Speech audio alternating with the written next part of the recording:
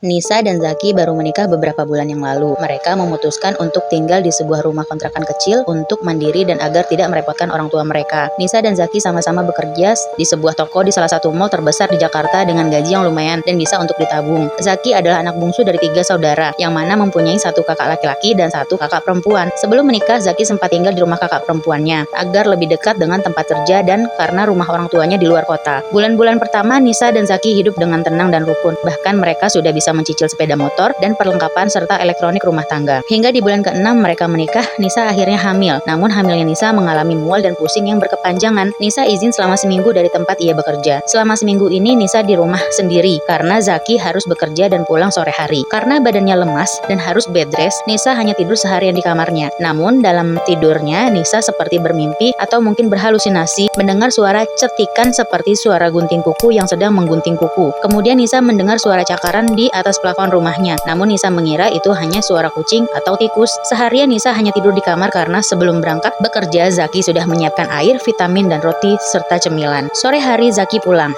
Saat masuk rumah dan menuju kamar, Zaki melihat banyak potongan kuku di depan pintu kamar. Saat masuk kamar, Zaki melihat Nisa tidur. Kemudian Zaki lanjut mandi, membersihkan kuku-kuku yang ada di depan pintu dan memesan makanan online untuk mereka makan malam. Keesokan harinya Nisa kembali mendengar suara cetikan gunting kuku dan cakaran dari atas plafon. Dan lagi-lagi Zaki menemukan potongan kuku di depan pintu kamar mereka. Kali ini Zaki masuk kamar dan membangunkan Nisa karena sudah mau maghrib dan langsung menanyakan perihal kuku-kuku itu pada Nisa. Nisa pun terkejut karena seharian tidak keluar kamar dan menceritakan apa yang ia dengar 2 hari ini. Namun Nisa mengira ia hanya bermimpi atau berhalusinasi. Zaki penasaran. Selepas menunaikan sholat maghrib, Zaki mengambil tangga dan melihat atas plafon dengan sebuah senter. Zaki membeku dengan wajah pucat dan peluh bercucuran. Kaki pun ikut gemetaran. Zaki melihat seekor kadal besar dengan kuku panjang berada di atas plafon rumahnya. Yang membuat ia makin gemetaran adalah kadal itu mempunyai rambut yang sangat panjang dan menoleh ke arah Zaki dengan senyum menyeringai yang menyeramkan. Zaki turun dan segera menelpon ayah Nisa untuk minta dijemput. Malam itu Zaki membawa Nisa pergi ke rumah orang tua Nisa dan menceritakan kejadian itu pada orang tua Nisa. Orang tua Nisa memanggil orang pintar dan meminta melihat Nisa karena khawatir Nisa sakit karena gangguan makhluk yang dilihat Zaki. Orang pintar yang melihat Nisa mengatakan bahwa makhluk yang dilihat Zaki adalah makhluk yang sengaja dikirim seseorang untuk menyerang Nisa dengan membuatnya sakit. Entah mengapa, Nisa teringat pernah menerima paket baju dari kakak iparnya dan malamnya Nisa pusing dan mual sampai sekarang. Orang pintar itu meminta baju yang dimaksud Nisa dan orang pintar itu mengiyakan bahwa terdapat tulisan samar di baju itu yang berupa mantra untuk media mengirim makhluk itu. Zaki yang terkejut dan marah pada kakaknya, kakak perempuannya yang entah apa alasannya ia sampai hati berbuat seperti itu kepada istri Zaki.